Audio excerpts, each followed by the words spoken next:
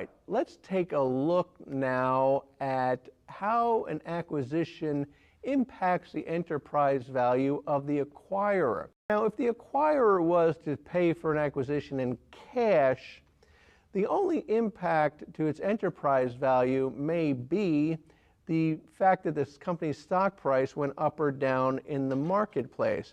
But it's very difficult for companies to make large acquisitions just using cash on hand. But many corporations that don't have that cash readily available on their balance sheet may have to go out and issue securities to use as currency or to fund an acquisition. So when a corporation issues debt or equity, or debt and equity, to make an acquisition, it impacts its enterprise value. So if we're going to issue equity to use as currency for the acquisition, our market cap will increase and our enterprise value will increase. If we are going to issue debt, well, that net debt will now be added to our enterprise value. Now, when we acquire a company, we are going to take on its debt, which is going to increase the enterprise value of the company, and we are going to gain control of the corporation's cash balances,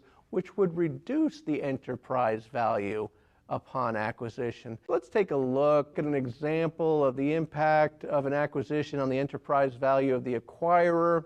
And here we have an example of SIA, and SIA is offering to purchase TRY for $100 million.